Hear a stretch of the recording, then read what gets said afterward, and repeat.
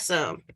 Welcome everyone to Free Your Mind with Dr. Sheena Mason. Today I have the distinct pleasure of talking with a former student of mine who I have not discussed all things theory of racelessness with for too long. We're going to catch up today and hopefully give some more insight into how my students end up receiving my work too, which might be an interesting experience for folks listening, because I think the presumption is that students are going to revile everything I say or something.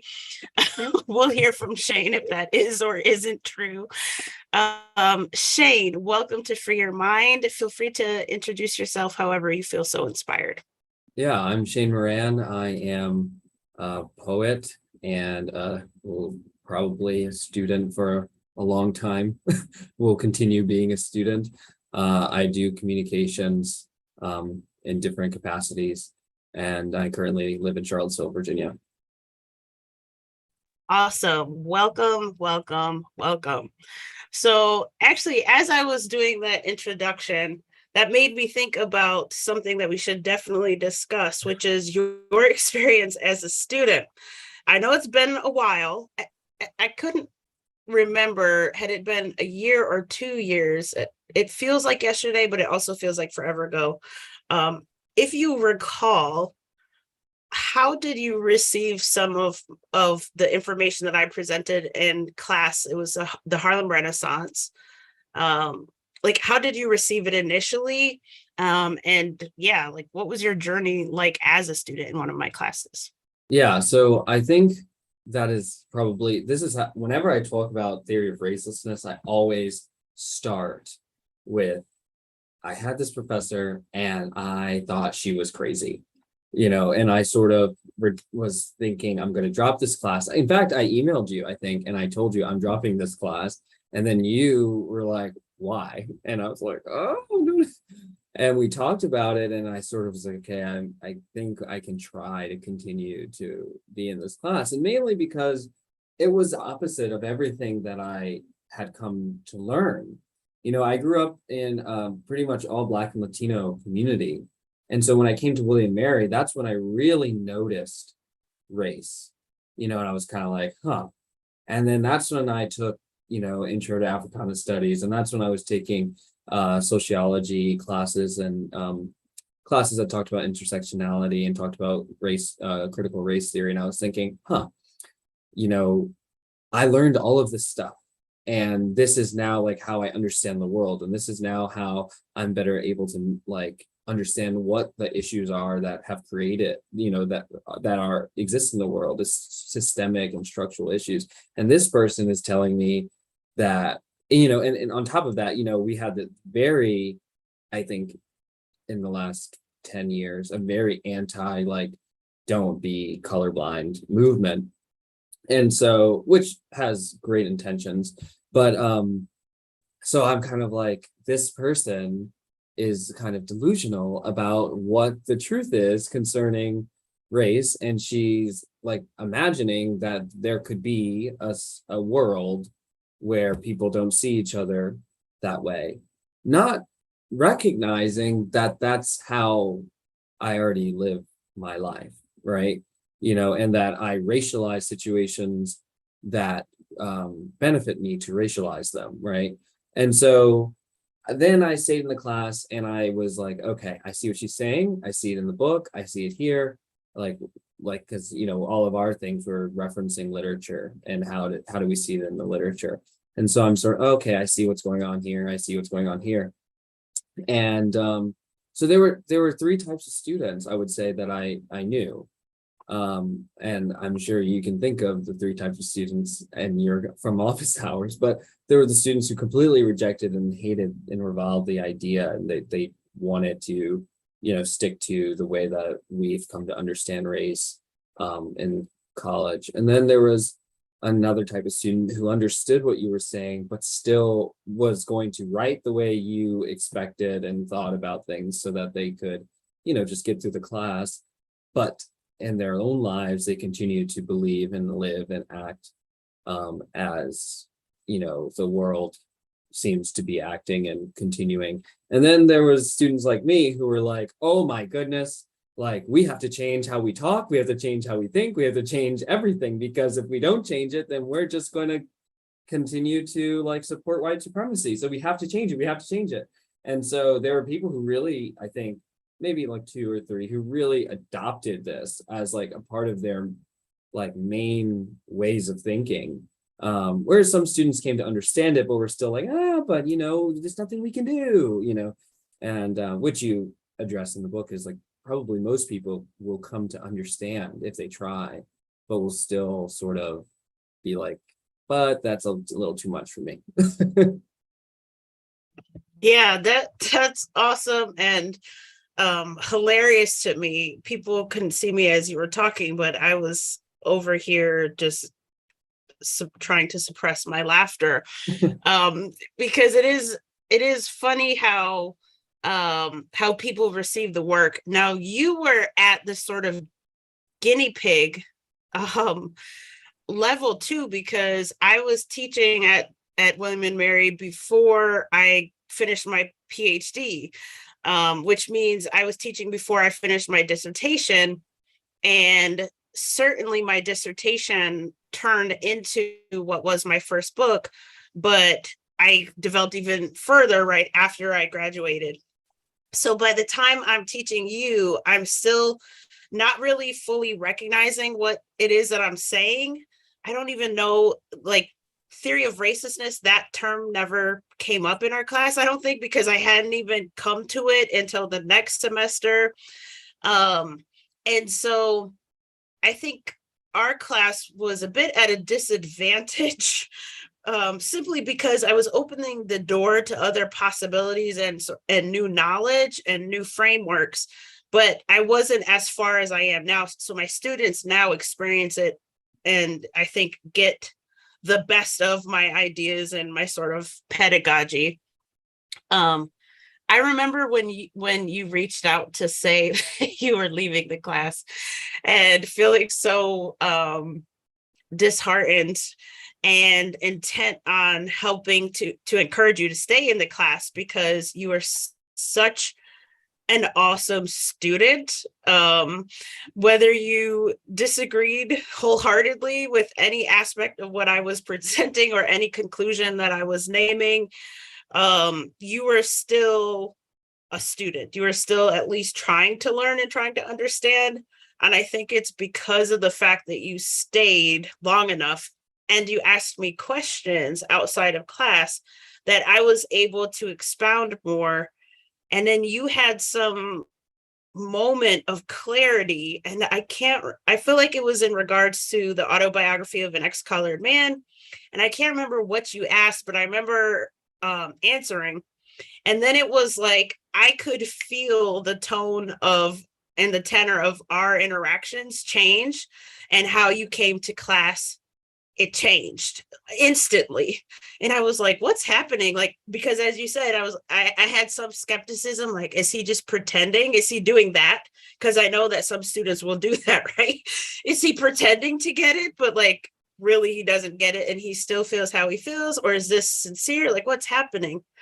Do you remember what I said that unlocked something in your brain? You described it as like you felt your mind opening, but I can't remember what was said. Do you remember any of that? I don't remember exactly what was said, and I wish I did, because I'm sure it wasn't that profound. I'm sure it was like the puzzle piece that I just needed, because I feel like everything's like always building on itself. And every class is like, we're thinking. And even in like, as I'm getting closer, I'm still using the same language, or still like, participate and I mean, when I was reading your book, I was like, oh, she figured it out. I was like, because there was so much sometimes in class, you'd be like, what do you guys like think we should say for this thing that I'm trying to explain? Because like there needs to be a word, or there needs to be an understanding. And and so a lot of it was us trying to work together to acquire the language to talk about this in a way that didn't reinforce white supremacy, or reinforce the construct of race. And so I remember just this idea of recognizing what you were really saying, which wasn't, I don't see that there's a difference between how society treats white people, people who are called white and people who are called black, but instead you were saying there is no substantial or literal or biological difference between these people, and therefore we shouldn't talk about these people in ways that are different or are truly like that, as if this is natural or as if this is consistent. I think the one thing that you said too that really, and I repeat often, is what do I, Sheena, have in common with a black boy in Beverly Hills, a black boy in Compton, a black girl in, Florida? Like, what do I, or, and then an African woman or Nigerian immigrant in Ireland, like, what do I have in common with those people? And then you're like, the only thing I have in common truly is white supremacy. And you were like, is that something that we really want to be what binds people together? And I was like, oh, that's pretty terrible. Like that, because I couldn't think. I was like, even if we think about hip hop, which is like the quintessential African American thing, we're thinking on hip hop. Hip hop is different in California and New York and then the South. It's different in England. It's different everywhere. So it's like, oh man, I totally see now that everything that we think is just racist. Because, like thinking about Tyler, the Creator, or thinking about some of these other musicians who were labeled as hip hop artists when they're like, no, I'm making pop music, or no, I'm making R&B music, or no, I'm making, and you keep telling me that I'm making this kind of music. And I think that kind of thing is super important to think about, because it's like Black culture, African American culture, whatever you want to call it, is certainly diverse in its own right. So one term that you keep using that could use some clarifying is white supremacy. How do you define that? Well, I would say that white supremacy is really the society, and like we live in a society that's structured by white supremacy, which is the idea that people who are labeled as white are inherently better and deserving of privileges. And so whether or not people believe in that structure, people reinforce it because it's really the founding structure of our country. And so I say people who are understood as white are the benefactors of that system, because of course there are plenty of people who are not by like the purest of definitions white, but they still benefit from, I mean, we you could just make a scale of who benefits most from white supremacy, a skin color scale. But yeah, white supremacy is really just the idea that people who are white, who are called white, are superior to people who are not. Can you give me one concrete example that illustrates your point about white supremacy? How are people who aren't racialized as white negatively impacted by the system you're describing? Yeah, I mean, I want to give one that is actually, I'm trying to think of one that is not like legal. I would say that there's just the idea of being able to do whatever you want, like socially. I think that there is this interesting thing about being a person of color and always walking into a place. This is a social function, having to maybe count the amount of people of color in the room and think about how I am not white everywhere that I go, especially at the university that I work at. Oftentimes I am the only person of color in the room, and I think of it even without my consent. And so there's sort of this and I don't even know if the white people think about the fact that I'm not white, because they don't have to. And so I think there's this social function of white supremacy, which is that I am enslaved to the idea of race even more, and I am raceful while they're raceless.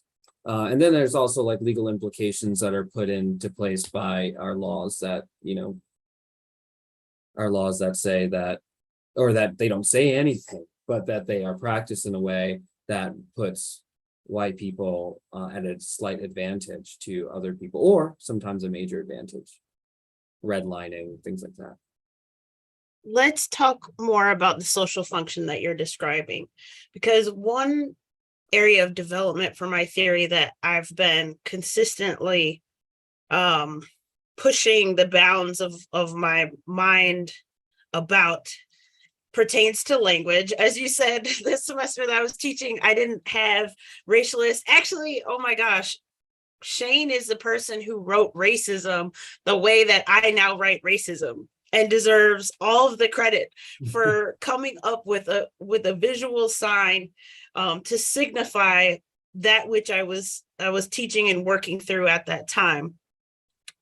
So at that time, I didn't have the right language, and there were definitely times when I was still working with the language that I did have, right, that we really all inherit in a way. And I've come away from using the term white supremacy for a lot of reasons, because the tension I see between using that term and striving toward a raceless future, for example, comes down to the fact that because racelessness has historically been conflated and misconstrued as whiteness, that also means that racismlessness, limitlessness, has been and continues to be packaged with the idea of whiteness, the category of whiteness. So that as a sort of social function, I think what you're describing in terms of one's consumption with their racialization versus another person's awareness or consumption of their racialization, I think that's 100% accurate. But instead of dubbing it white supremacy, I really see it as a design and function of racialization, which to me then brings me back to the sort of new language that I use, such as racialist ideology. Because by design, racialization and racialist ideology are intended to keep people in their social places, if you will. And part of that keeping people in their places, part of keeping people thinking of themselves as separate and distinct, even in integrated spaces, as you're describing, requires people to see themselves through the lens of race, through the lens of racialist ideology, so that my racialization is always at the top of my mind. And I think in the US that manifests itself in ways that are super pernicious and nefarious and kind of sneaky, because I know people, and I've had students who believe that wherever they go in the world, they don't necessarily belong because of this white supremacy and because of the omnipresence of anti-Blackness. And I've come to see that that's part of racism itself. That's part of the effect of racism itself, for one to not feel like they belong, right? And for one to not feel that they can be in relation with other people who are racialized in different ways, for example. And of course, the levels of effectiveness of that are going to change from person to person, region to region, between economic class and et cetera. But I think that's one of the underpinnings of the theory of racelessness that I've been developing consistently, is like really questioning the concept of white supremacy, the naming of it, because I think it encourages people to miss the point in a way. What do you think about that? Yeah, I think that's a good point. I do think, however, that white supremacy is sort of our brand of racism, because in the end, I think racism could have could operate anyway. I mean, you could have set up society that said like people with a certain hair color, certain eye color, certain birthday, certain height, like we could have set it up. It'd be much more complicated for sure, but we could have set up society in a lot of different ways that could have lent itself to creating racial structures that look very different from the ones that we have now. And so white supremacy is certainly the one that has the most amount of strength. I mean, we could say that like in a lot of ways, like gender is like race, is like raceful. Like this is the female race or the woman race and the man race, and there's one that's better and there's one that's lesser, and then we kind of live in a way that that is no different from black and white in many ways. It's just so happens, and that those things are very fluid, and so are things of race. And so I think white supremacy is so powerful as a racist structure that it is like taken the word race and it owns it now. And I think if you looked historically, you could find that people talked about race in ways that were totally different. I mean, if you go to Europe, not go to Europe, but if you look at European history, like there are racial structures that have nothing to do with skin color and a lot more to do with where you were from or what religion you followed. And I mean, and you talk about this in the book. And so I would say that I do think that it is important to recognize like white supremacy as sort of the American or the Western brand of racism, which probably is not the case in China, though I would say white supremacy, it has pervasive effects around the whole world. But I'd say like probably there's a different form of racism that impacts people in Ethiopia or people in China on a more internal level. Yeah, a lot of what you said resonates with me and makes sense to me. Something I'm thinking through. So something I'm talking about more extensively in my second book, which is a book for the broader public, is this fact of racialization or ethnicization, as it's called in some countries, to where it's not like America is doing anything new or unheard of in human history, right? Racialization, ethnicization, the dehumanization of certain groups for various factors and reasons that then try to get justified to maintain hierarchies in different societies. We see this happening time and time again. There's been no human society that I'm aware of yet. Maybe I'll come across the magical society, but there's no human society that I'm aware of yet that gets this right and that doesn't divide itself among itself for various reasons. To be more concrete, we have in World War II, the Nazis racializing the Jews, right? They say these Jews are an inferior race of beings. And then they use that as a supposed justification to murder the Jews, to annihilate them. And similarly, if we go to Rwanda, the Rwanda genocide, you see that different ethnic tribes, different cultures look at each other and racialize each other or ethnicize each other in this way that dehumanizes one over the other, and genocide pursues. And time again, we see this othering across human history. And so in some sense, I think that we do need to help more people in America become more clear-eyed about what racialization is by taking a sort of global perspective and approach. Because I think, to your point, if you think of white supremacy as our brand, which I'm hearing ours as a sort of American brand of racism or racialization, I would say, okay, intuitively, that sounds right. That's how we do racism in the United States. That's how we've done it historically. But at the same time, I feel like I can't get my mind away from the falseness of the assertion. And what I mean is, if the system, the class system that already existed on the ground, chattel slavery existed, and then Europeans say, this concept of race is something that we've used, in early modern European society, that's used globally to dehumanize groups of people to maintain the class hierarchy. Let's take that concept, let's put in the language, black, white, of color, etc., to reflect and maintain the hierarchy that we're trying to keep here,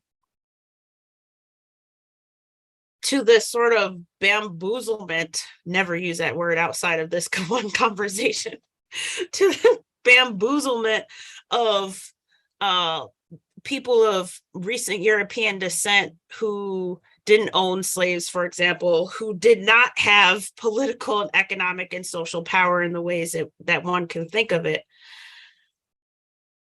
Then my question goes back to, is white supremacy the best way to describe the thing that we're talking about? Because it strikes me that it's never been, even if that was the desire or the intended outcome, which I can't even say it was, because it was really to keep the elite, right? We're talking about the wealthiest of wealthy, a very small minority of people ever in this nation and globally. Then it wasn't, it just, what, to my mind, it wasn't about whiteness. It wasn't about making whiteness supreme.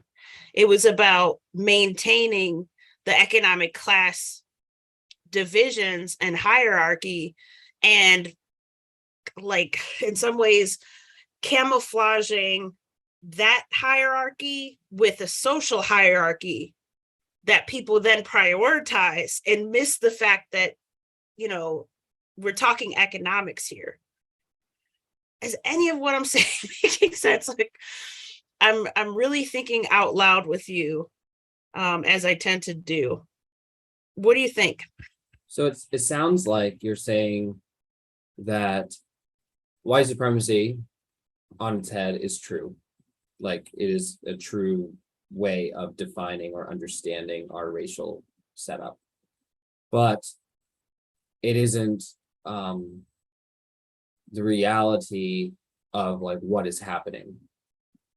Right. So it's like, in a way, what we're talking about is, like, power hoarding, and, like, can we address the issue of, like, class, like, of trying to hoard power contrary to merit, like hoarding power for your family, and our families tend to have the same skin colors as us, and so, like, we're just going to keep doing that, and also continuing to maintain systems like slavery. And the reason that we're going to maintain that system, or the reason that slaves are Black, has less to do with racism and more to do with the convenience of like slave trade. And maybe they would have been white just as well if white people were not Christian and didn't believe, like, and didn't ban slavery, right? Because, I mean, they had slavery in before, so, like, quite possibly. So what I see you're saying, something sort of like, okay, this is a byproduct of our class system that kind of accidentally became the way that it is, or both accidentally and purposefully. Like, it's kind of, it's more, I guess you're really saying it's more complicated than we're saying. Yeah, that, I feel like anything I aspire to teach anyone, that's it in a nutshell. It's more complicated than what we're saying. Yeah, I think it I think it's a sort of sleight of hand, and calling it white supremacy is us playing into the magic trick. Mhm. Because in a way, like, if you think about was it Wilmington, North Carolina, where after emancipation, the working class saw themselves really as mostly aligned across a lot of politics and their own interests. They saw themselves as aligned. So they vote in the first person who's racialized as Black into some local office position, mayor, governor, something like that. And the elites who have the most economic power, which then means they have the most political power, they see that happen and they're like, oh, no, no, no, no, we can't have this. So they go in there, they burn down the town hall, they threaten to lynch the guy and his family. He flees, and they put in their own person, and then they embark on a media campaign. So all the magazines and the local newspapers of this fantastical Black beast who's raping white women, right? Because they know that strategically, in order for their interests to be served and maintained, they have to get people to see themselves as being divided across race, across racialization. So how do you do that? You make the other guy the primary threat, right? And you get the people who are racialized as white to see themselves as more like each other, even across economic divides, then they would see themselves as being more like a person who's racialized as Black, regardless of being in the same economic class bracket. And it's that sort of sleight of hand that I'm talking about with the term or the language, calling it white supremacy, because I think it's part of pretending that whiteness is supreme or has been supreme or will be supreme, when in fact it's really been about economic class all along, and the whiteness as a social class is supposed to cloud what's happening economically and politically and even culturally. And so in that way, I see this sort of untruthfulness of that language to describe the racialization that we're talking about, even if white supremacy was the aspiration or the goal, which I don't think it ever was. I really think it was about economics, and the elites could have cared less, if other people in the working class who are racialized as white actually had economic security or stability or anything like that. But that's just my thoughts. And then the other thing that I think about too when I hear the term that is problematized for me is people will attribute certain values to white supremacy, and I see that as a trick too, and as part of the design of racialization and the effects. Because if I think that timeliness,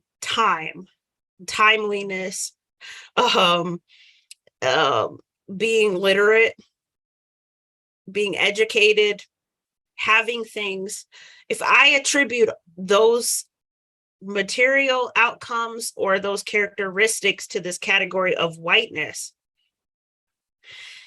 in a way that when I then talk about white supremacy, I'm locking those things in with the category and in biologically real ways, I feel like that's a weird making true of white supremacy. Like, I feel like it's a weird paradox of the thing we're saying we're critiquing, this thing that people want to call white supremacy, we're actually making it true by locking in all of the characteristics that are required for success most times these days, like in our society, with the category of whiteness and calling it white supremacy. And then again, it goes back to the question that I know you and I have talked about of then what does it mean to be Black, or then what does it mean to be of color, and what characteristics and values are being assigned to those ways of being. And then to me, the answers are always essentialist and problematic and indeed racist. And to me, that then reinforces the reality of white supremacy, where it needn't be the reality, if that makes sense. Probably none of this makes sense. I think it makes a lot of sense. I think, like, to me, what I am hearing is really like let's talk about like what's really happening. Let's talk about the root cause of this.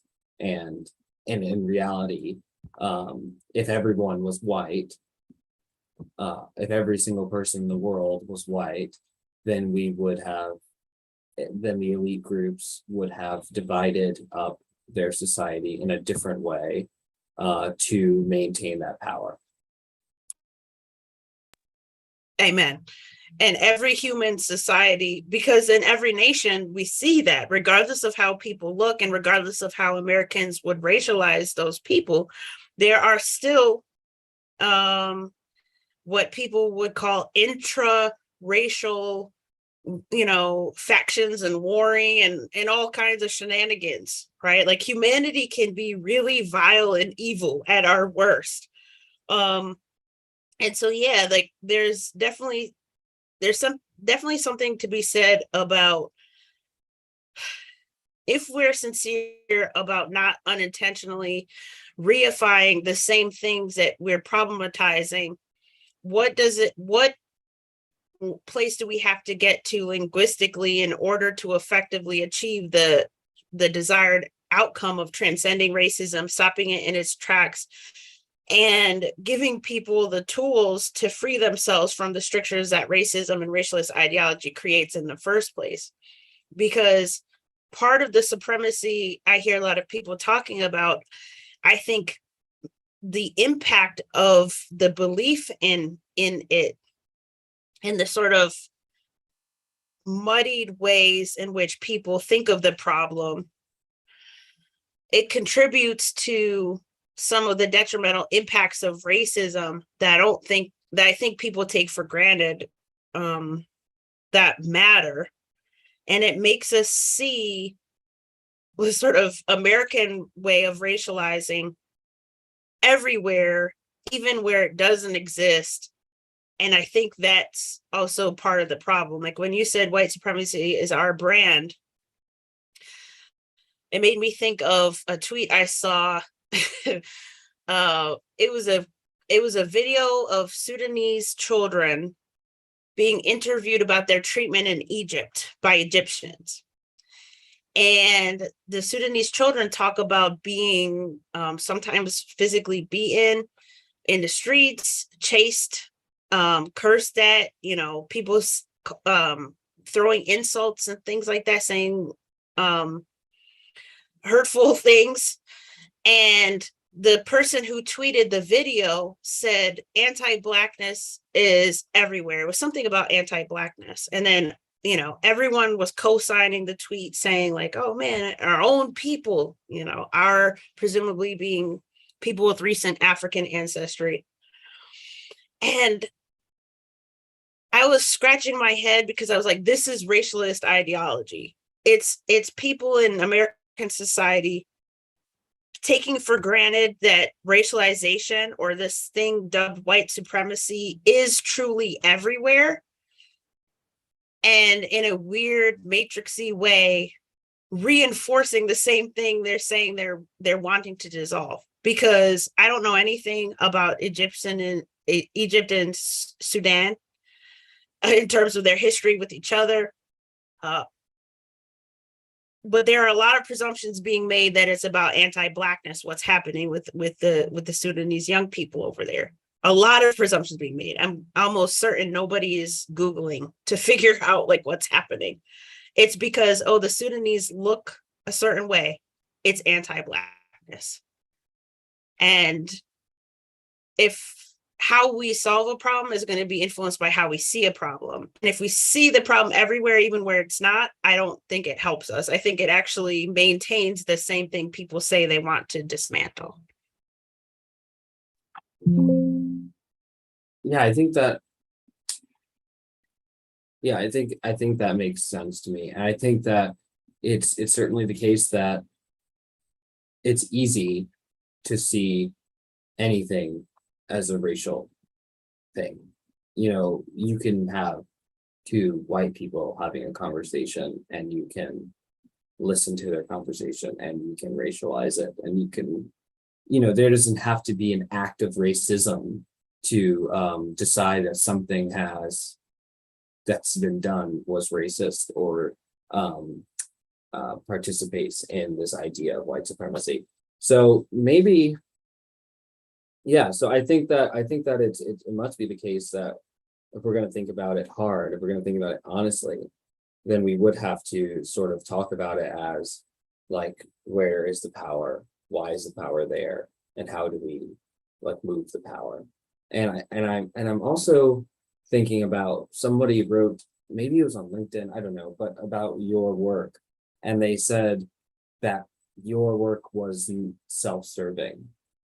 And I thought about it, and I was in what you're saying now is helping me think about it, because in the end, and it reminds me a little bit. I never read the book, Charlemagne's book, but he has a book called Black Privilege, and I'm guessing this is what it's about.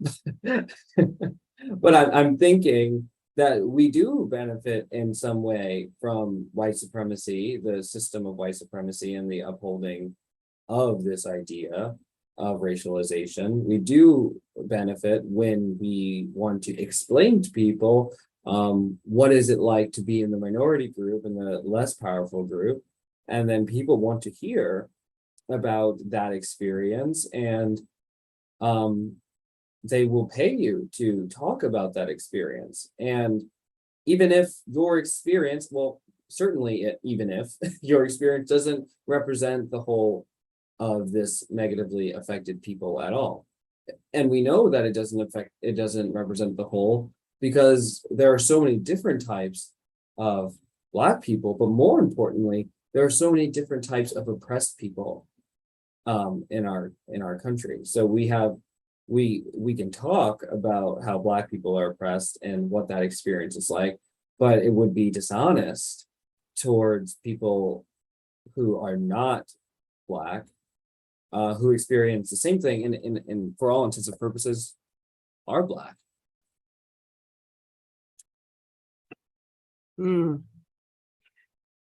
Yeah, because when I asked you to give me a concrete example of the sort of evidence, if you will, of white supremacy, you said you preferred to talk about the social stuff, but we could just as easily talk about the legal stuff or more social stuff. Do you have any other examples? Well, I'm actually quite interested now after what you were talking about, and thinking about how I'm trying to think about how people who are called white experience race, and more importantly, people who are called white who are poor and perhaps uneducated, probably feel quite similar to a Black person when they enter a room where everybody else seems to have always had it this way, seems to have like their dad had a job like this, and they speak a certain way, and they went to a certain school, and they make a certain amount of money, and there's this like extreme like anxiety about being different, and also not being that, like, I'm not that kind of white person type of like understanding. And so I think like thinking about what I said before, and thinking about what you said, I'm sort of like, like, of course, I'm sure that it's probably the case that Black people who are well educated and have money can think about their racial identity far more than white people who are well educated and have money. But I think it also is the case that folks who don't feel like they meet the traditional structures of whiteness, even if they are seen as white and benefit from what we call white privilege and benefit from this system, if that is the case, they still might experience the same social pressures and same social anxiety and same, maybe not to the same extent, but the same social issues that what I mentioned that people of color are experiencing. And that is simply because, like what you're saying about power structures, and that those who are less powerful, once they enter a room full of power, they feel like they might not belong in that room. And if that is the case, or if that is the case for people who are poor and white, and that is the case for people who are or who identify as black or are called black, then how can we like say this is a system of white supremacy that's causing this if everyone in the room who does not traditionally fall into powerful category feels the same way, regardless of their skin color? That's making me think about how the same can be said then about people who are racialized as black in ways that you've already kind of pointed to. But there's something misleading about how racialist ideology has been explored and taught and interpreted over the centuries that has led to the production of blackness to be a very particular thing that has at every single turn belied the reality. And so, for example, our class, we studied the Harlem Renaissance. And during the 1920s to the 40s, you had this proliferation of artistic creations from Americans of recent African descent. And the body of literature, people were in the mode of trying to define what that was. What is Negro art? What is it to be Negro? Right? There's this idea of a sort of Negro Renaissance where a person stops being the old Negro and they become the sort of new Negro generation. And while most people wanted more complex and nuanced and thereby realistic depictions of people who are racialized as black in their literature and in their art, what ends up happening is people have a very fixed idea of what it is to be black, and people then have a fixed idea of what racism is and what it isn't, how it operates and how it doesn't. And so the writers who wrote outside of those expectations get lambasted as white supremacists or as not black enough, because they weren't conforming to racialist expectations. And yet the super irony is they were just trying to depict their own lives, their own lived experiences. And a lot of their lived experiences were middle class to upper class experiences, which tends to come along with some of the privileges of being in the middle to upper class, such as getting access to higher education, et cetera, et cetera. And so when they're writing books about their own life stories and they're thinking, oh, this is going to be, one positive step forward because there are all these racist depictions of racialized black people, the publishing houses, the readership, fellow writers and literary critics were like, no, like you can only do so much of that. Like you really have to focus on the working class, because the working class are the ones who are most oppressed. And they're also the blackest in a lot of essentialist ways. And so then you get these stereotypical essentialist depictions of what it is to be black, because that's the image that's accepted. And when I was talking earlier about white supremacy and this weird paradox of unintentionally making white supremacy a true thing, this is one example I think of, because what ends up happening, what happened then and what happens to this day, is people still conflate black with poor. They still conflate black with oppressed. And they still conflate black with uneducated and illiterate and criminal and violent and hypersexual and so on. And the mainstream makes it so that we don't even have to cherry pick examples for evidence of this is blackness, right? It's in your face, it's mainstream. This is what people believe that it is to be black. But meanwhile, the reality has never been that. It's never been that. And those conceptions of so-called black people are rooted in slavery. Because if you can convince the nation that these enslaved people are criminal, they need to be saved, they're savages, they're hypersexual, we need to save them, et cetera, et cetera, et cetera. They're illiterate, they're uneducated. Meanwhile, they're being prevented from reading, right? Like that was a whole thing, but they're illiterate, they're dumb. All of that stuff, you can make a population believe that, then you can control that population and you can maintain the class hierarchy that you want to maintain. And every generation inherits the same way of thinking about race, the same way. And the only thing that keeps changing is the economic class aspect of it and the social class aspect of it. And sometimes people come up with new words and things like that to say the same thing. And it's like, aren't we helping make white supremacy true by making it so that people automatically hear Black or they hear of color and they presume everything that comes along with it, even if it seems well intended? Because I know plenty of people who are racialized as Black who will tell you they are not oppressed.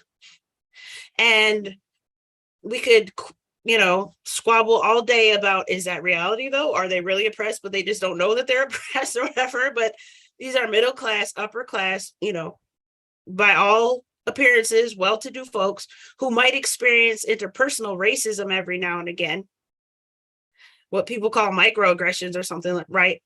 But they don't hang their heads in shame and feel sorry about themselves or who they are or how they are because of it. So I say all that to say I really question the narrative around the effects that racism has today. And I wonder if we're frozen in time, Shane. Like, I literally wonder if we're frozen in times in terms of our analysis and our presumption that people who are racialized as Black are automatically and unequivocally oppressed, in as much as people might say that so-called white people are privileged. I think it's the design of racialization that's supposed to keep us in antagonistic positions. I think that's exactly right. I feel like this is like where we always end up, is in this moment where we're like, yeah, everything's wrong. Everything that that we kind of live our lives thinking is true is probably not that true, and probably is an illusion that's trying to establish these power boundaries. And I think that it's really interesting, like, to understand like where people who are passing, or the people who are of different, mixed race, if you want to say that, where they sit in this conversation. And like, as for myself, like, I grew up my whole life with a father who has white skin and a mother who has brown skin, and I never really saw my father as a white man, and I never really saw my mother as a Black woman, but as a child. And then as I got older, then I saw my mother as a Black woman, because it was like sort of, I had to recognize her power or her like position in society, but I still never recognized my father as a white man. And mostly because he didn't act to me like a white man. He didn't perform whiteness. And my father used to say to me, I'm not white, I'm hip hop. He was serious about it. He was a part of a culture. He grew up in the Bronx, and to him, that culture was far more important than his access to power. And in fact, my father was arrested once, and there was some drugs involved, and he was with a friend.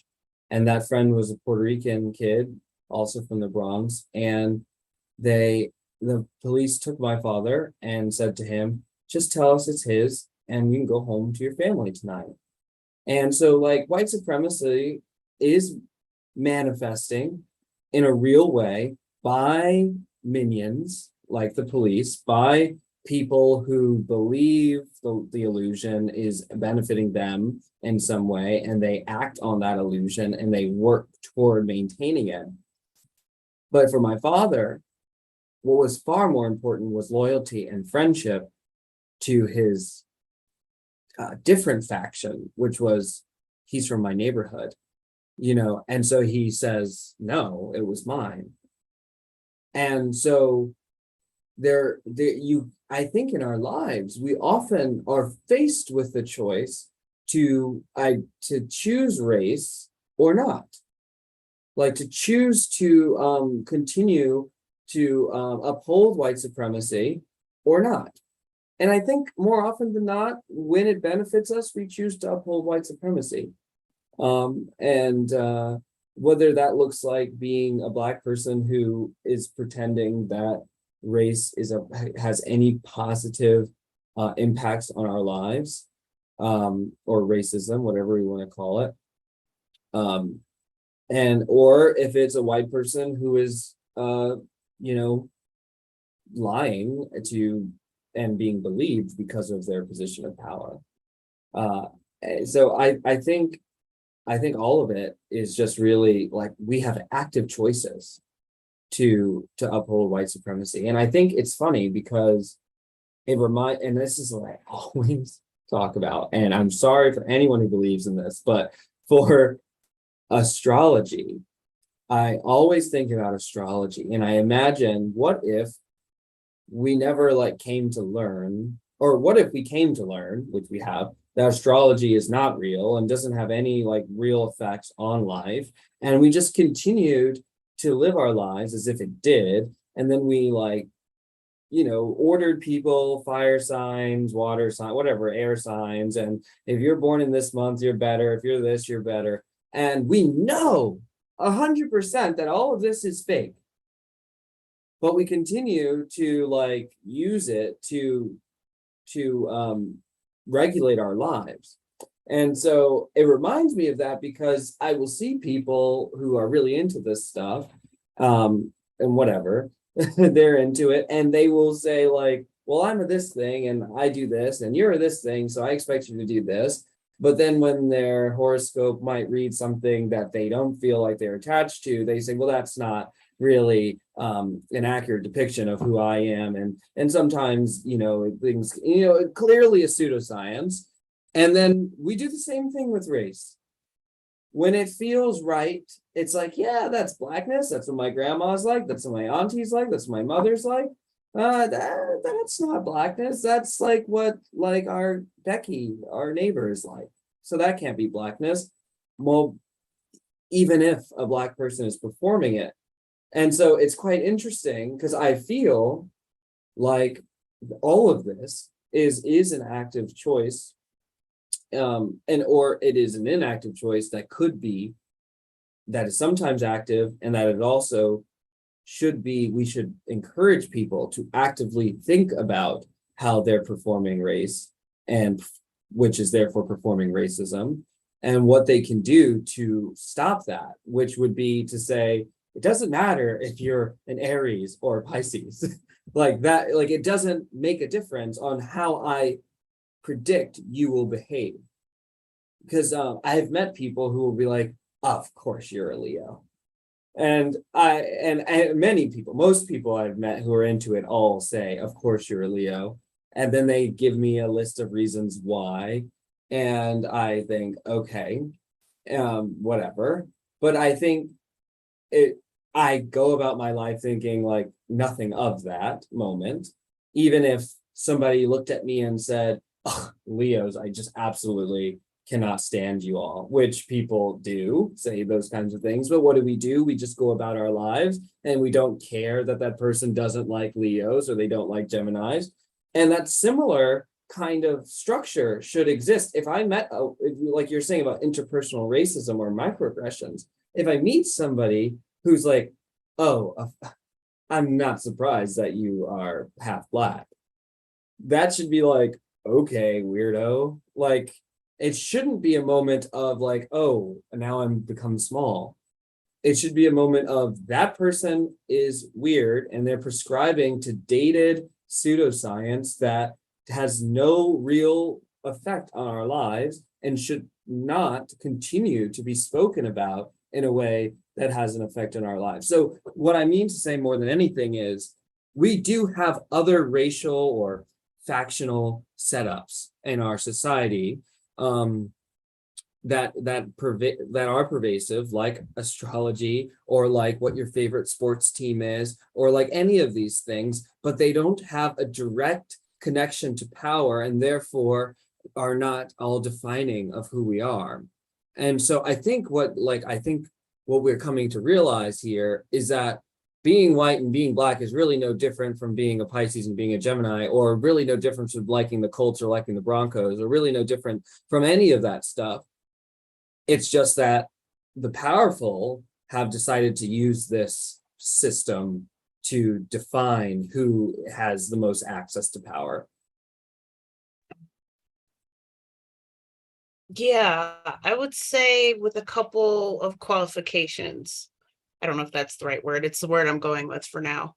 Um, I would say that unlike, so I'm a Gemini. Say what you will about Geminis.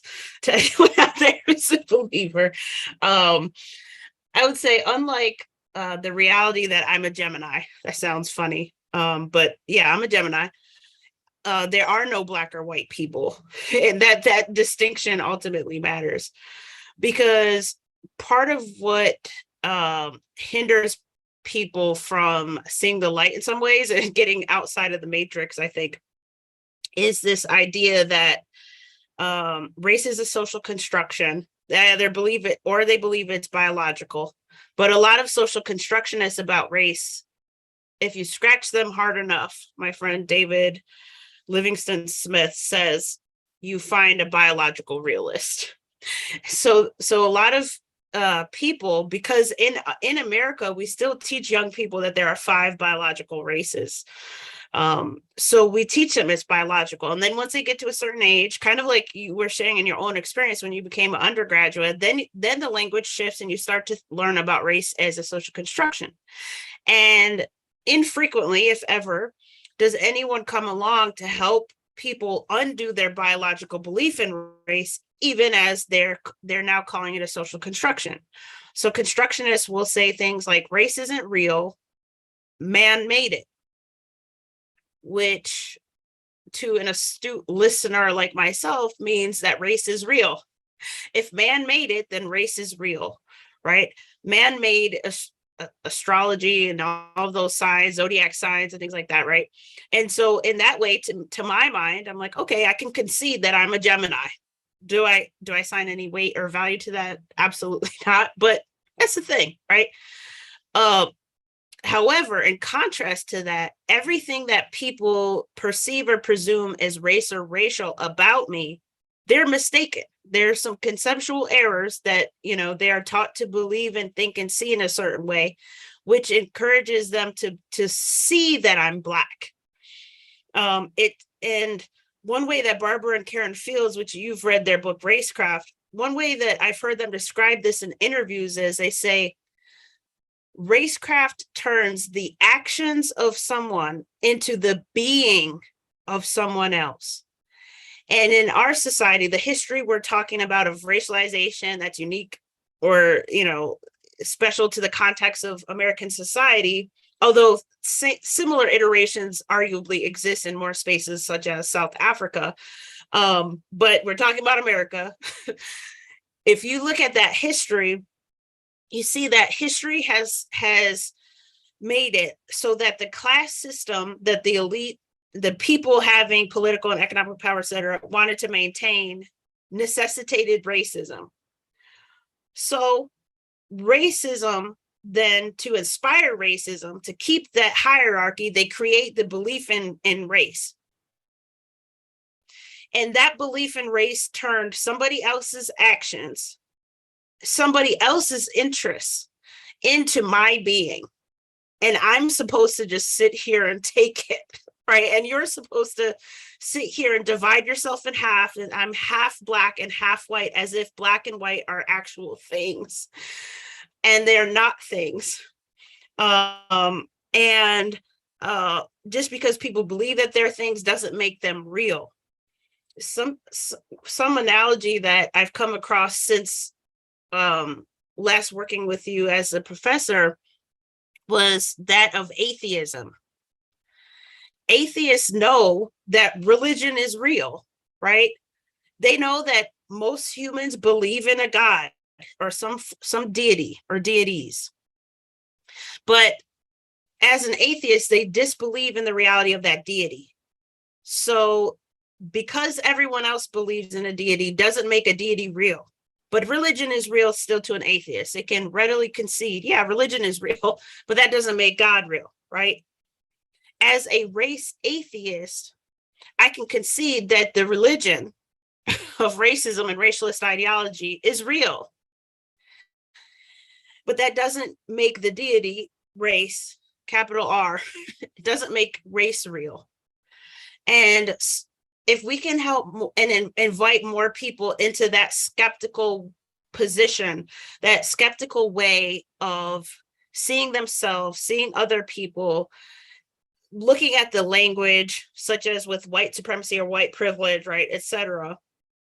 Then I think we can finally start to unlock our imaginations a bit more than we've currently been able to do. Because thinking along the lines of black and white, pun intended, it basically ensures that our imaginations are limited, and it doesn't have to be like that. And the last thing I wanted to say too, in response to what you're saying, you've said frequently this idea of accessing power. And I am a person who believes that power is real. I think what racialist ideology hinders a lot of people from recognizing or at least considering and grappling with is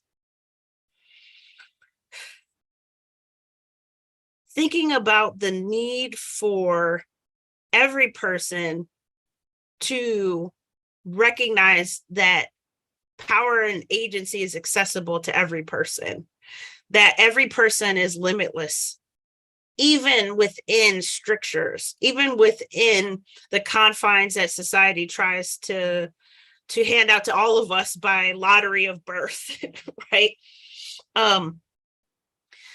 And race ideology, by my estimation, really hinders people from seeing that accessibility, from really viewing, they still view it as locked in with whiteness in ways that I think belie reality, as I've said, and in ways that I think hinder more people who aren't racialized as white from accessing and recognizing their own power more readily.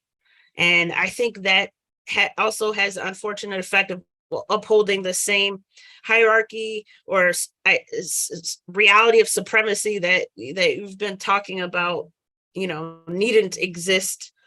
And the last thing I wanted to say, and this is really a question, but you were talking about law enforcement and you use the word minions, which cracks me up. It makes me think of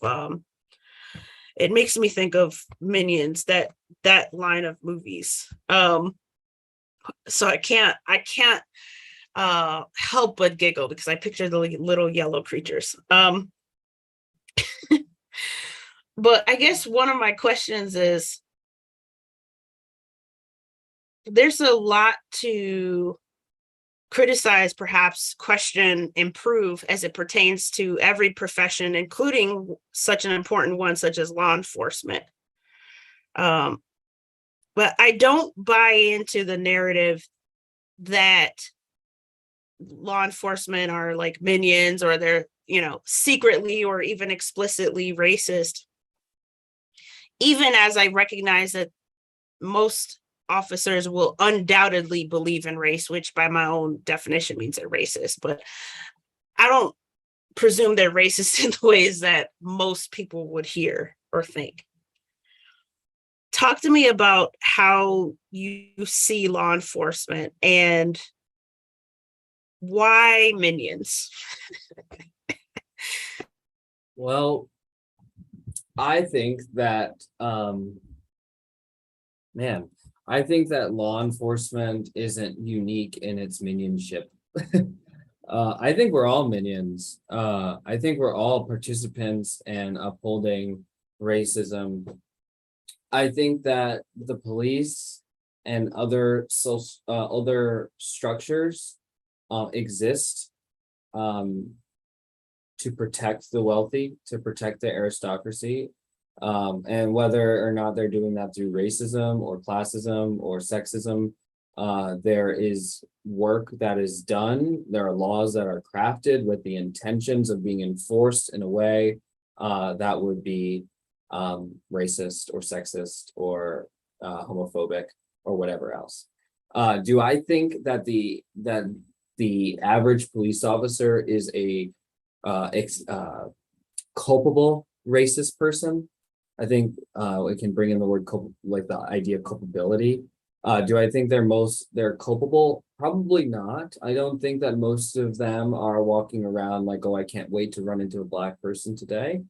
I don't think that, but I do think that inherently, things like this are created with the expectation that they're going to maintain the social structure that exists, and that this is true of and it's interesting because this is true of law enforcement and historically true of places like universities. And universities are again, even history back are places of like innovation, and then they become places of maintaining social structure. And now universities are really fighting hard to like make themselves a places of liberation, places of freedom of thought. And we're seeing a lot of white supremacists or people who identify as racialist. I guess we would call them racialist here. The racialists are really fighting to say that these liberal institutions are doing this and this and this, and these liberal institutions are doing this and this and this. When in reality, they're really just getting their feet wet in trying to figure out, how do I stop being a minion?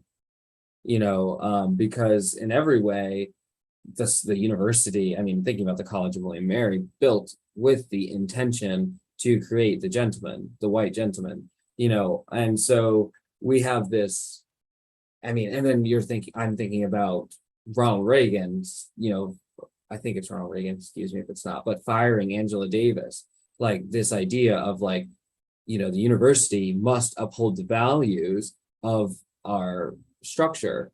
And so this idea of minions is something that I think is like persistent across all of our infrastructure and all of our the legal structures, educational structures that exist in this country. But I think at the same time, when we're talking about culpability, I don't think that most racism, most homophobia, most sexism is really culpable. Rather, it is something that is a byproduct of the structures that we have. I also want to say, thinking about what everything that you said. Ooh, of course, as if I say, I also want to say, then my thought goes away. But I'll just say quickly that I think that all of this stuff is like working on itself, and it's very circular, and it's always going to be in the sort of way of like, okay, if you are a police officer, you're likely holding up white supremacy or holding up this system of racialization, and that might not be your intention. Your intention might be simply to keep people safe, maybe even to protect the vulnerable. But the way that society is set up is that the powerful get to determine where the police go. They get to determine how the police enforce the laws. They can determine which laws exist. And those laws tend to maintain the social structure. Yeah, that's really interesting. Are you familiar with Roland Fryer by any chance? Is he a Marxist or no? I don't think so. He's Okay, an I don't think so. economist. Yeah, yeah, I think I've read one piece by him in Is college. he a Marxist? Or maybe he's That like would be the opposite. news to me, but nothing would surprise me these days, truth be told.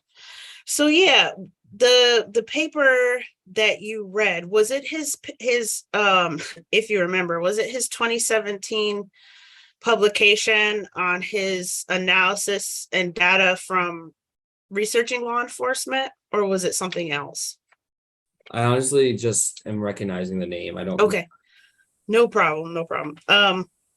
It's funny. I did the thing I hate when people do to me, but thanks for bearing with me, Shane. So Roland Fryer, this economist, an economist at Harvard University. He was the youngest American of recent African descent to earn tenure there.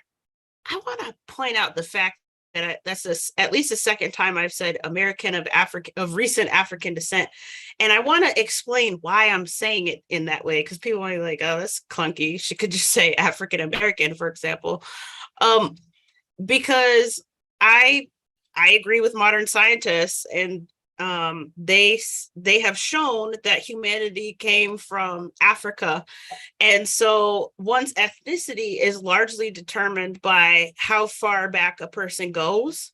And the further back a person goes, then they're going to find themselves at some point, eventually, no matter how many thousands of years, in Africa.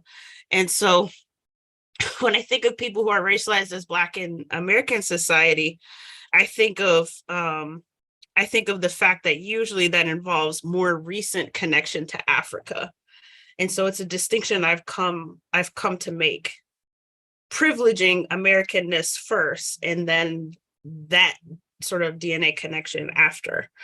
So Roland Fryer does this research in a couple of different cities, and he says that he goes in expecting to find bias all over the place, like in law enforcement. And he writes this paper, which earned him a healthy amount of criticism, because in his findings, he says when it came to non-lethal use of force, he did find that there was evidence for bias, specifically racism. When it came to lethal use of force, he did not find any disparity or difference. And people basically lost their minds, because you might imagine in 2017 and certainly after George Floyd, you're not very popular if you come out and say, oh, there's no racism happening when it comes to these death by officer instances. But that's essentially what he said. But he doesn't say there's no racism. He just says not when analyzing lethal force. For the non-lethal force, he concludes that paper, and I'm happy to send you the link, Shane, so you can see for yourself. He concludes that paper talking about how his findings might inspire people who are fighting for what he calls racial equality. An oxymoron by my own estimation, but that's his language. And he says that Black dignity matters. He says, if my findings hold true in other cities, et cetera, it matters that people who get pulled over for, whatever, speeding, a missing tag or something like that, whatever, normal stuff. It holds true that people who get pulled over for those kinds of incidents or infractions, getting roughed up, right, and experiencing a sort of unnecessary use of force on their persons, that those experiences would confirm their worldview, and that if their worldview is such that police are just willy-nilly harassing so-called Black people, or worse, murdering so-called Black people, he basically opens the door to questioning who benefits from that, right? And how do we have an impact there, because Black dignity matters. But I bring this up because I think his point about how our experiences inform, certainly almost inevitably, our worldviews, and how racialist ideology and one's experience of racism can be magnified tenfold, right? To include other happenings as evidence of racism, even if it's not. It strikes me that that's something we should want to be aware of first and foremost, right? that's something we should want to be aware of, to where that it's evidence that we're sort of telling half truths in a way. Like we're minions because most of the information that we have access to, most of the information we're presented with from a very young age on, keeps us in the cycle that you're talking about. It keeps us in the sort of changing same, to where even when something is packaged as liberal or progressive, it's still more of the same. It's like racism, but it's just the other side of the coin of racism. And the paradox of I would say arguably almost every single one of us being in that, and being, in your words, a minion, to the detriment of our own selves, right? That to me, I feel like needs to be shouted from the rooftops, although you'd probably be locked up for sounding nutty. And yet it strikes me that it's true, because there's plenty of evidence out there that can point us toward a reality, like a truer version of reality, if you will. And yet the way racialization operates and the way it's designed and what we inherit, it almost guarantees that we don't get out of the fishbowl into the ocean. It guarantees that we stay in the fishbowl, that we stay seeing ourselves in these limiting ways that belie reality. And I think it prevents people from seeing how some of what's happening at universities, like you were talking about, is an effort to center humanity.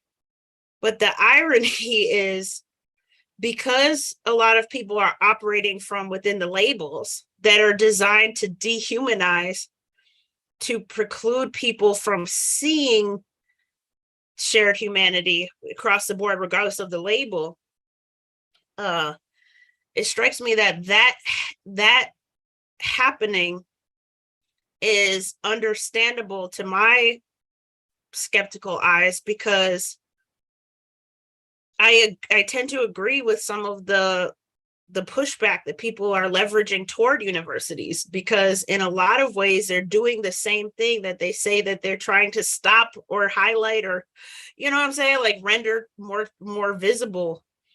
And I think the reason for that might be well intended, but we should pay attention to what's actually being achieved by those efforts.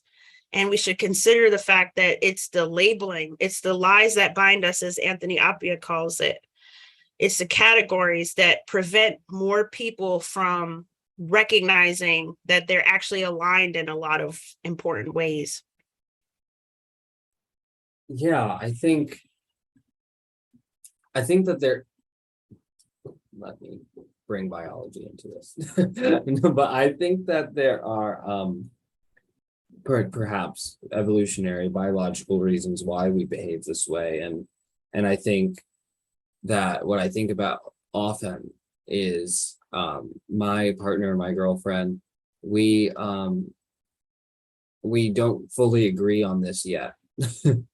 And I've told her, like, whoever I marry will agree with me on this, because it's very important to me that if I decide to have a child, that I would raise them not to believe in race as a reality in any form.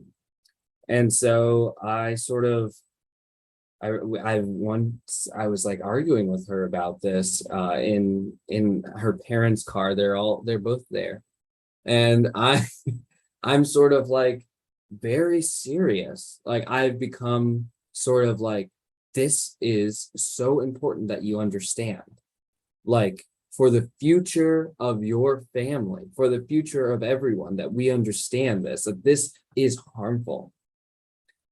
And so, and then after she was like, I think my parents are probably upset with you. And I said, why? And she was like, well, because they don't agree with you. And, you're very, like, serious about this, when, like, their life as older, they're, you know, in their 60s, Black people, is quite Black. Like and it's actually funny because I've spoken to her about this, and I'm like, you know, perhaps your parents are in fact Black.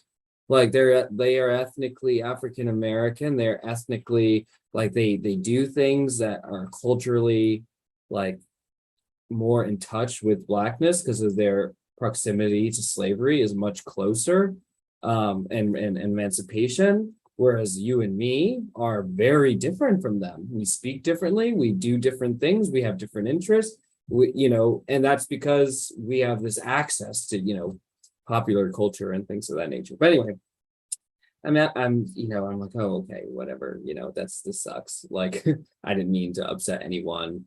I definitely just think that everyone should try to, like, think about this seriously and think about in what ways am I, like, allowing this to continue to affect my life. And then we got back to their home, and my car was waiting there, and her father said to me, your tags are expired.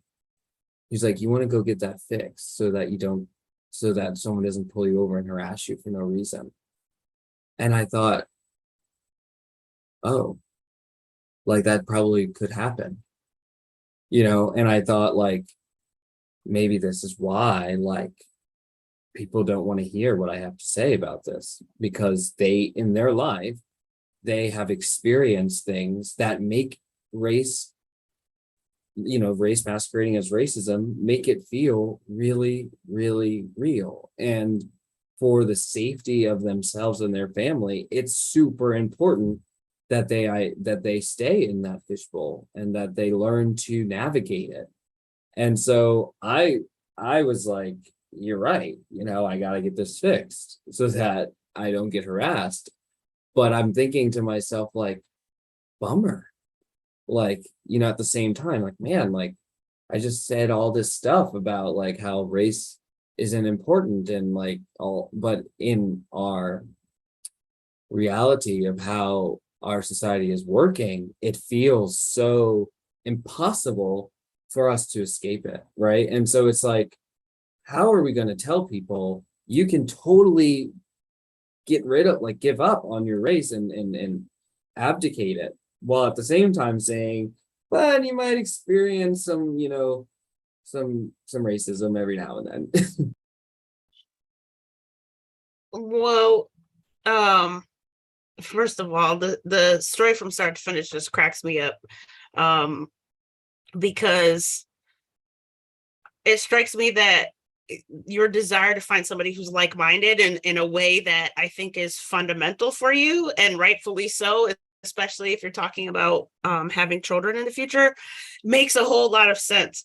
And it makes me smile because my own wife had no idea what she was signing up for when she first met me.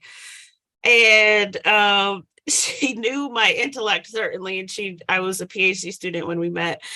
And I would read my papers to her. Like, think of how tiring that would be, somebody reading a 25-page paper, especially how I write in the textbooks. That those are the types of papers that I would read to her.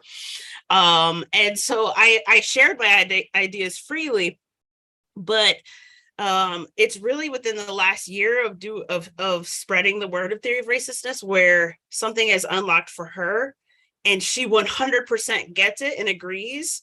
And it wasn't something that I tried to, you know, like, push the envelope or anything or require of her in advance.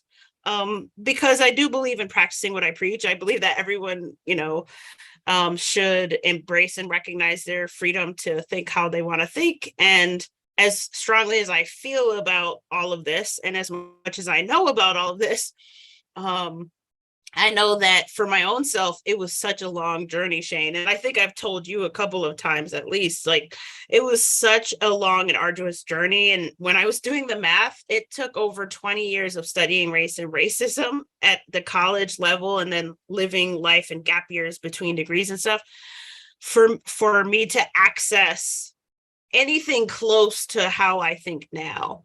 It was a long road. Now, mind you, I did not have people along the way who were, Dr. Masons helping me and like showing me the keys. That didn't happen, unfortunately. So it was longer because of that. I'm sure if I had someone along the way to do that, then it would have been a faster experience, still probably a difficult one. So I hold on to hope that your lovely girlfriend might change her mind. But one thing that stood out to me in the story, right, is her father says, your tags are expired and you don't want to get pulled over for no reason. But then the first thing that came to my mind was, but it wouldn't be for no reason. It would be because your tags are expired. So there's there's that. And it was sort of illustrative of what I was just talking about with the Roland Fryer conclusion to that seminal paper, the 2017 publication, where he talks about how people's bad experiences with law enforcement, stories get around, word of mouth, all of that stuff are undoubtedly going to inspire and inform how they see themselves in relationship with the world. And it's not always it's going to match their reality because it's their experience or it's the experience of the community, etc. But it's not necessarily going to match reality 100%, because along with the idea that an officers will pull you over for no reason, or if we read between the lines, because you're Black, right? Along with that idea comes the idea that officers will murder you for no reason, or, translation, because you're Black. And that to me inspires a level of fear and angst and hard feelings about oneself in relationship with one's community that I think are is just one of the impacts of racism as I see it. And it's one of the things that the theory of racelessness helps people liberate themselves from. So I'll give you an example. There's this idea of the talk. Now, in some circles, the talk might be the birds and the bees, that talk. But in other circles, the talk is, we need to talk with our young people, especially young boys, about how they need to move in the world to keep themselves safe from law enforcement. And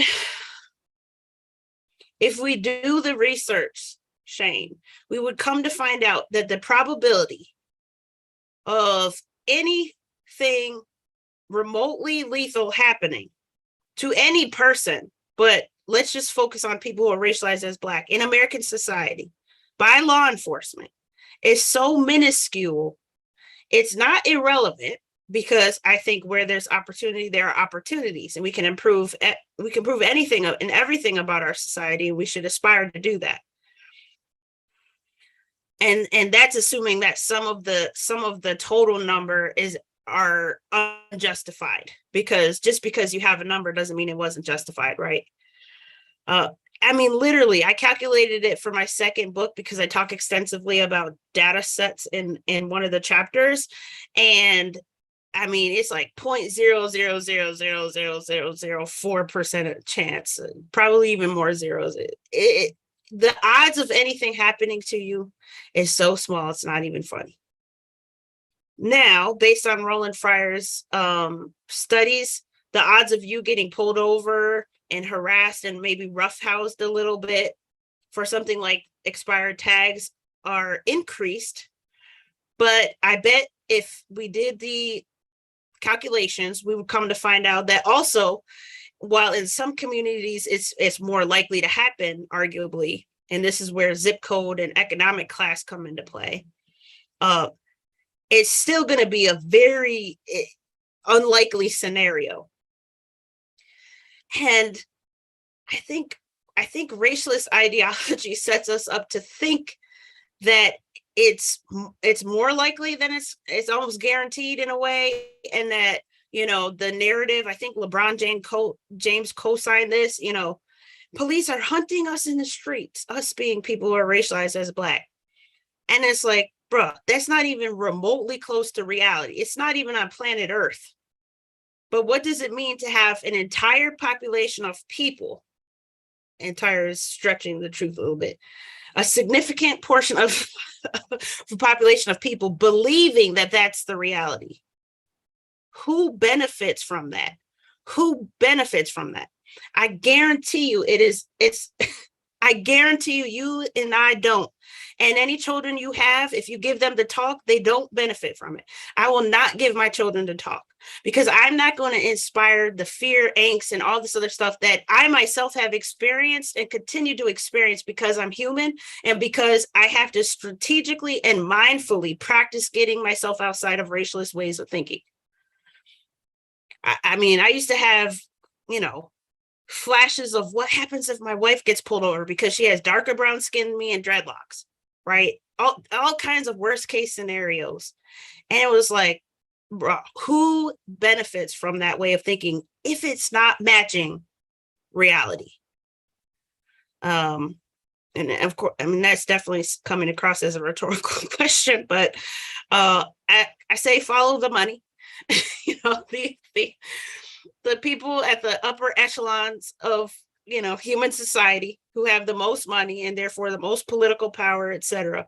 Those people benefit, and all the rest of us, we're just minions, like you said. And I think another word for minion in this instance is like we're simultaneous victims and victors in a lot of ways, because one of the detrimental impacts of racism that I've come across and have even experienced is this is the psychological impact. It's the constant passing on of the trauma of days past, you know, in ways that belie reality. And I have to ask the question again, who benefits from that? Yeah, I appreciate like all of it. First of all, it's interesting to think about LeBron James and the idea that LeBron James does not probably very unlikely get harassed by any police officer ever. I think it's probably 0.000 repeating.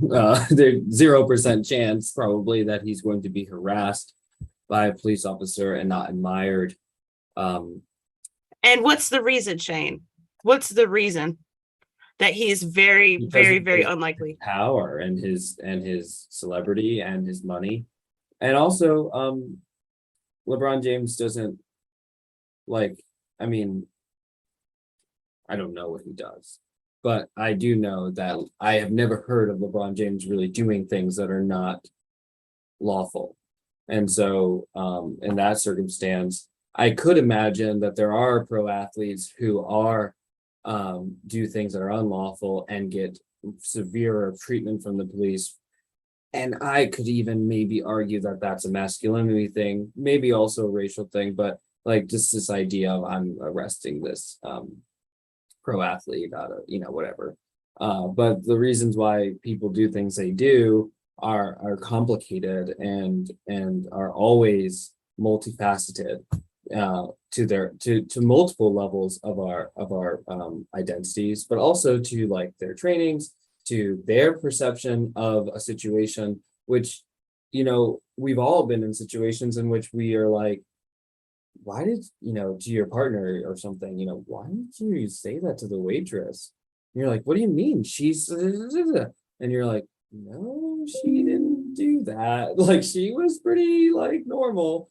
And so like there are lots of situations in which we misperceive a threat or act of disrespect. Not saying that police brutality is ever acceptable, but saying that there's racial reasons, there's gender reasons, there's just a multitude of reasons that I think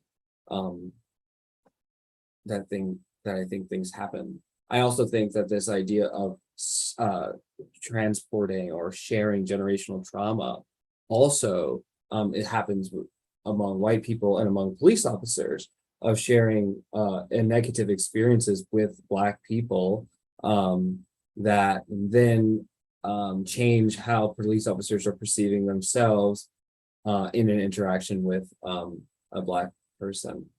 I was also going to say, when I was a child, my grandmother would be called a white woman, and she spent a lot of time raising me. I spent like all my summers with her, all my winters, all that kind of stuff. And she was liberal, but certainly like she liked, her brother was a fireman, her other brother was a policeman. They're Irish immigrants, so they're quite, very American dream type folks, and very much like, we made it, we did everything we had to do. And so when I was a kid, my grandmother, we see the police officer, we see a fire truck, we wave at them. And we would go to places and I would meet police officers or meet firemen, and I wasn't frightened of them. And I remember when I was in maybe 7th grade, there was this girl in our neighborhood, one of my sister's friends, she might have been in 2nd grade. And a police officer drove by and like my sisters and I waved, and she screamed and cried and ran away. And I remember being like, what's like wrong with you? Like, police are here to help. Like, why are you like crying? And and she said like that the police took her father away. And I remember being like in my head, like, okay, like, I'm sure that you don't know like the whole story of like why the police arrested your father.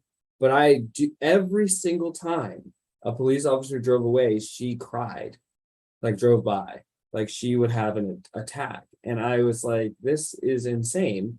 And you talking about that reminded me of that experience of like, I feel so differently about the police.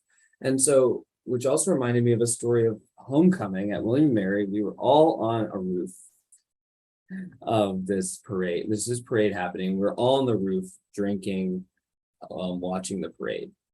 And the police come to the backyard, and I was climbing down probably to get another beer or do something. And I see them, and I walked up to them, and I was like, "Hi, like, what's up?" And they were like, what are you guys doing? Whatever. Like, can you tell them to get off the roof? Like, we don't want anything to happen. And I was like, yeah. So I went up there, and then I came back down and I chatted with the police. And one of the police officers was telling me like, we don't want to be hard asses, but I actually had a friend who died at JMU. He fell off a roof or whatever. And I kind of like, I just want to make sure you guys are safe, blah, blah, blah. And I remember in my head thinking, this is so weird. I'm the only Black person here, and I'm the one talking to the police. And remembering this from what you're saying, it's also so weird that I was thinking it was weird that I was having a normal conversation with law enforcement, that I like felt that there has to be something else, that it's going to have to happen. They're going to have to be rude to me, or they're going to have to like accuse me of something, even though I knew the reality of the situation. But my racialized mind was thinking, this isn't how it is. Like something like this is very odd. This is an abnormal interaction, when in reality it's like, that's the way it's supposed to be. Yeah, because, contrary to popular belief, law enforcement are people too. And it's one of those things where I think people say law enforcement, it's code for white or whiteness, which is a whole other rabbit hole part of this conversation that I won't go into now. But it's something I'm constantly mindful of too, because it really does maintain the sort of us versus them. And while I think there are plenty of reasons to question the establishment, we should all question the establishment, and we should all question the people that hold the most power in this country, like the government, for example, and why they keep us in racialist boxes. So this isn't a matter of saying, oh, law enforcement is perfect and there are no problems and they always do everything perfectly. No, because they're human, that's not true, right? And as laudable as an aspiration is to get them to be perfect, I recognize their humanity, recognize that that's, unfortunately, they're never going to get to a place of perfection. But I do think that we've all become minions, or pawns would probably be a more apt term. Oh, simultaneously we're pawns and minions because we're carrying out the thing, but also we're being played. When it comes to racialist thinking, for the reasons I think you've elucidated, it's like it's a sort of self-policing that happens. It's a sort of self imposition of limitations in terms of, how we choose to engage with each other and who we choose to engage with. It keeps us holding each other at arm's length sometimes in ways that are, if we dropped the black and white and Asian and all that stuff, we might actually find that we're best of friends, right? We count each other as close as family, and yet racialism in the United States is designed to prevent any of that. I mean, that's why they literally tried to outlaw what they called miscegenation, with mixing, interracial marriages and stuff. And to my mind, the primary reason for that is because they want to keep people contained, and therefore, to keep people contained, separated, divided, conquered, we have to have things at play that will ultimately result in that. And then it's a sort of self-division. We don't even have to try, right? It's like you said, because now we see race, i.e. racism, everywhere by extension, oftentimes, or we see it nowhere. It's like there's very often very little in between. We see racism everywhere, we see it nowhere. And so no matter what, no matter how one looks at it, it's always being allowed to be perpetuated, because we're missing the point. We're missing the gray, or what I call the twilight, the sort of in between. I have two questions for you, Shane, and then we're going to conclude, because I know that we could probably talk for like 6 more hours, and I want to respect your time. I have two questions. The first question, and I will ask them one at a time and you can respond. The first question is, tell me about a time when you experienced racism.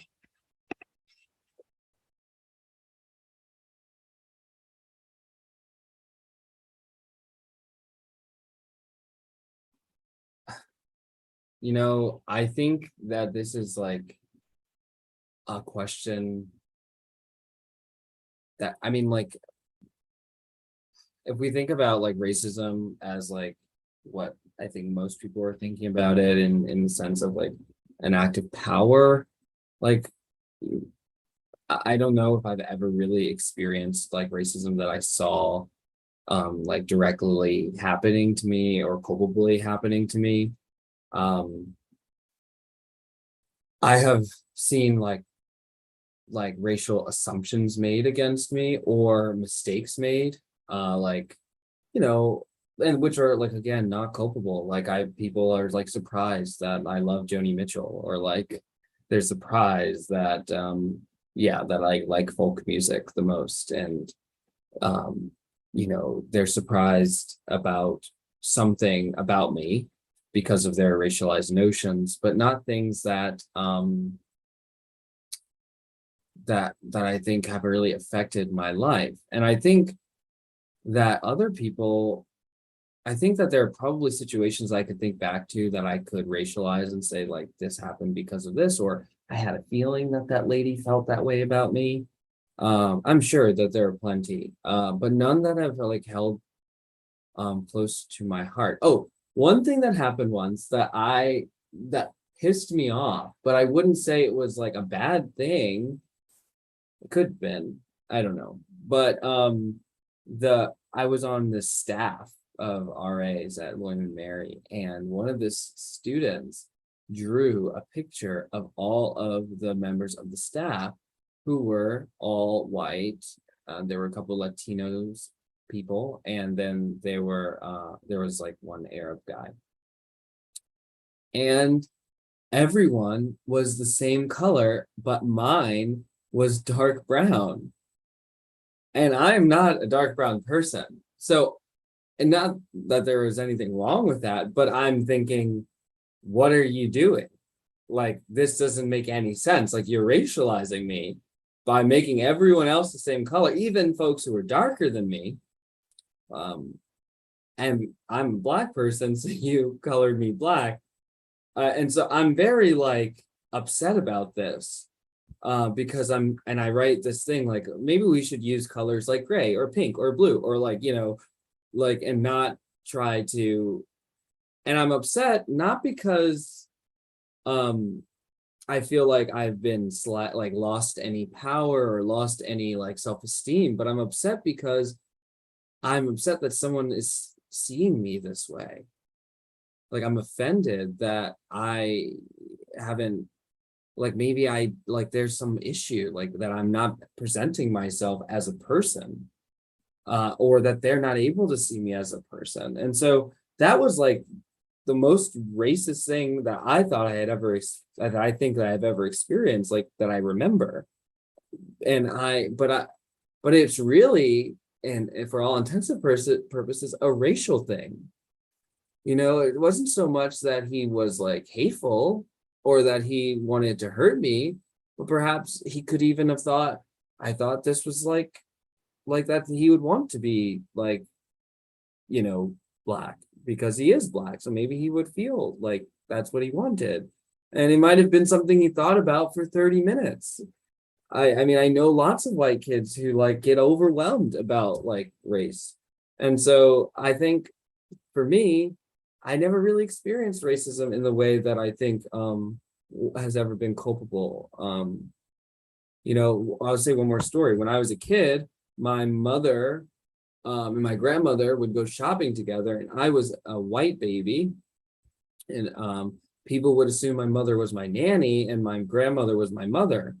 And my mother like would become very offended by this, and I assume like hurt. Because I was her child, I am her child. And I remember like growing up, I trusted my grandmother's word, like with everything. And I remember my mother saying to me, like, oh, if I was a white person, would you feel differently about what I say to you? And so that hurt me very much because I, again, nothing to do with anything. I just revered my grandmother because for multitude of reasons, none of which had to do with her white skin. But I would say that like most of the things that I've experienced that are racial, that are racist, were really racial, and they're really just people like participating in this religion of race that that has like affected how people see themselves and see me and expect me to behave. Now, tell me about a time when you were racist.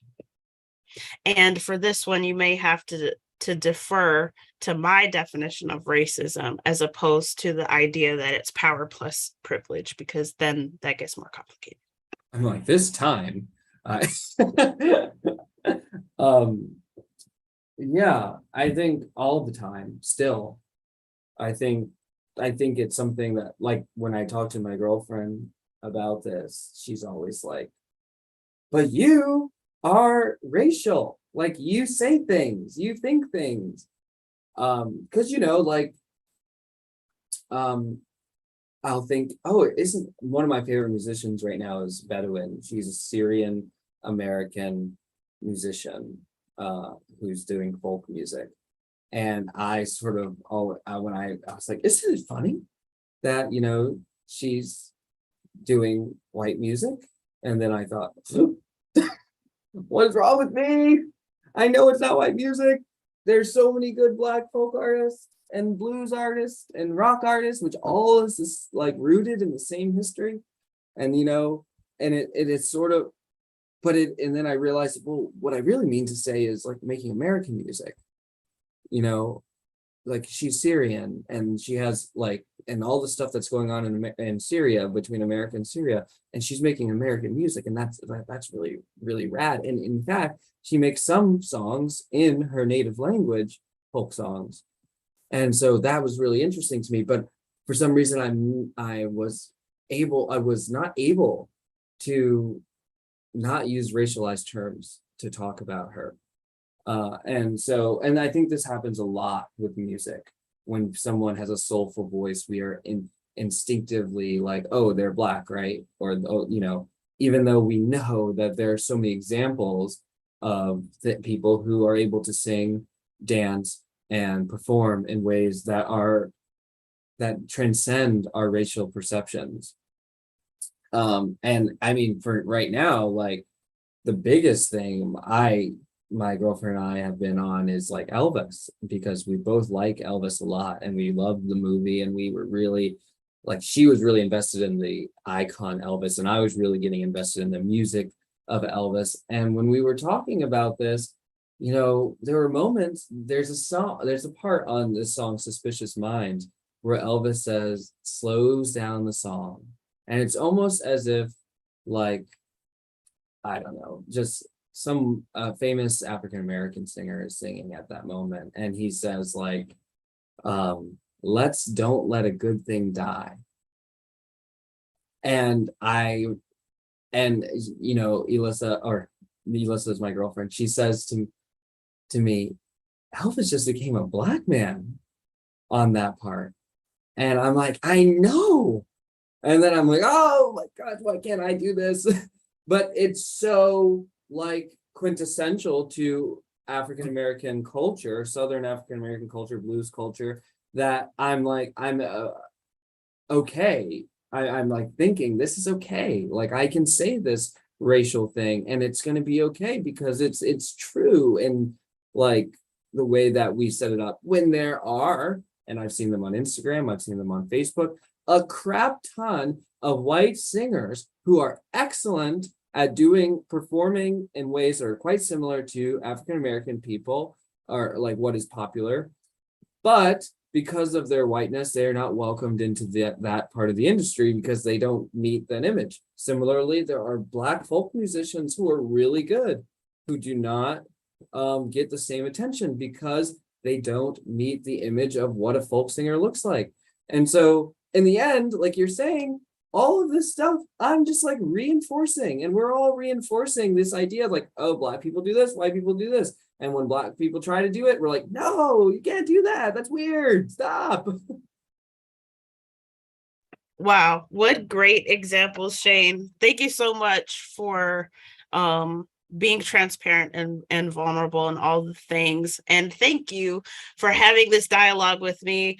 I thoroughly enjoyed you as a student and working with you. And yes, it's very evident to me that you still fall into some of the traps and pitfalls that I'm constantly being obnoxious and pointing to, or at least emphasizing and criticizing. And yet no love is lost because you're human. You're human. And it has taken a lot of practice for me to get to where I am with the language that I use, which is informed by my ideas and thoughts and ways of seeing and ways of being. And it's probably something that I'll continue to have to be mindful of and strategic about for the rest of my life, just because of the fact that I spent so many decades in the fishbowl, right? I mean, I think that's kind of expected. I think we can extend each other some grace and expect that to a certain extent. I'll just say quickly, sure. I think that it's also this big problem that we have with being descendants of slavery and lacking a true identity outside of race, which we didn't really talk about, but just this idea that like with the Irish culture, my father's family from Ireland, like we can say things like, this is, wow, that sounds like an Irish tune. Like I can say that. And not racialize it. And there's this problem where we don't really have the language to say, that sounds like Alabama Black, like I don't have the language to talk about this music in a way that's not racialized, in a way that is authentic to the, like what is really in the end, an ethnic uniqueness that is in the Black South or in the Black North or in the Black West. So I was just quickly saying that, like, there is this huge trap of being descendants of slaves where we're just not able to have this unique identity to say, like, this is like our thing, or this is this thing that comes from these people, because in reality, Black people can do Irish dance and they can do Irish music, and we can still say it's Irish music, and without taking away from their talent and their greatness. And white people can do, like, they can participate in African music, different types of things. I've seen it plenty, and we can still, like, acknowledge it. But when we're talking about hip hop and blues and R&B, and then we're talking about pop and folk and rock and roll in America, we've just completely screwed it up, and that's unfortunate. Yeah, I understand that that's how a lot of people think about it, and it's how I have thought about it up until very recently, I would say. But something that my theory has pushed my brain to recognize and think about more critically is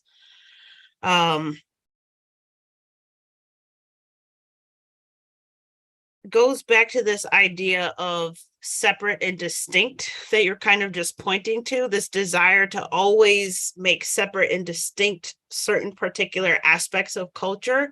But when you understand the reality of cultural, here we go with the word reality again, it's like, my gosh, I use it so many times, I don't know what word I would replace it with if somebody forced me to. It goes against the reality of how culture forms, and it goes against the reality of ethnic formation. So the comic essay that I shared with you earlier today actually speaks to this. Shout out to anyone who hasn't read my new Free Black Thought essay.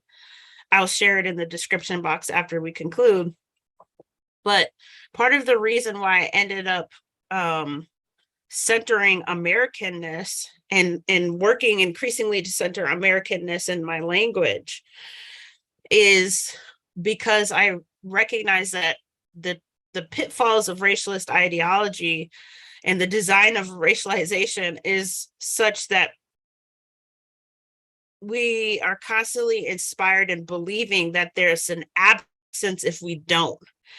And I think that absence, that ever-present absence that we then pass on to every generation, I think that is part of the effects of racism that I'm pointing to and saying, hey, we don't have to do this anymore. Like, we can free ourselves from this.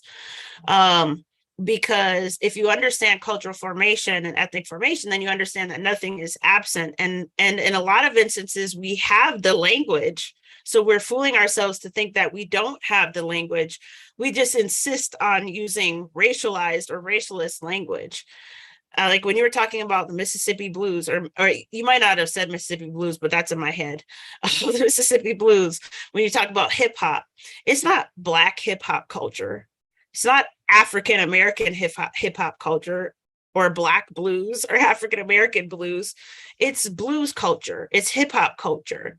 We have ways of talking about the different cultural outputs or products that don't conform to racialist ways of thinking about it. And anyone who knows anything about any number of genres would know what the people look like who created the thing, and perhaps their regional origins, like Mississippi or wherever, right? New York hip hop, you said earlier, was different from hip hop in LA and Houston and Florida, and so on and so forth. So it's like, to me, if we could get a place of thinking about region first and foremost, in terms of, if we insist on always distinguishing, right? Because differences in and of themselves aren't the problem and aren't a bad thing, but the differences become a sort of bad thing when it's dehumanizing, when it's literally sort of a manifestation of presumed differences that may or may not actually exist, etc. And that's when it becomes bad, because different and separate is always unequal. And so if we think of region, I would argue, if we think of economic class too, because different economic classes within the same racialized group contribute to certain cultural products. And I think that that distinction matters to some people, might matter. I don't know if we're trying to be true or speak to reality. And then we can look at the language that we do have that's not racialist and embrace it and just emphasize it more and come to see it like the word American as not reflective of absence. Although it was initially created or imagined in a way that excluded people, that marginalized people, in 2022, that's not the way anymore. Chattel slavery is not here anymore, right? And many of our minds are still enslaved, our being all of people in America. Many of our minds are still enslaved. But chattel slavery isn't here. And in 2022, everyone has the right to vote. Almost everyone has the right to vote. Some convicts don't. And so what was supposed to be exclusionary and marginalizing at the outset, that's not what the picture is anymore in 2022. And so why are we still reading the word American as signifying whiteness? It goes back to this problem of where the absence of race is, where racelessness is, where race is not specified, the presumption that it means white. And again, this brings us 360 in our conversation. It keeps us in this mindset of liberation from racism, racismlessness, both the causes and the effects. It keeps us locked in the system that the belief in race maintains. And it doesn't have to be this way. And we don't need a proliferation of new words or anything, even though I have no qualms about making new words. People who read my first book probably picked up on that. We can have new language, and we should. Language is always changing and fluid, etc. But there are some ideas we have about this thing that I think are just misconceptions. And it's because racialist ideology results in our misconception of the thing. But it doesn't have to be that way. Shane, I want to invite you to have the last word.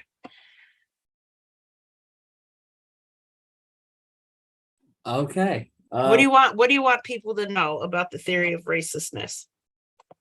Well, what I'd like people to know is that this is not something to think of as a policy proposal or as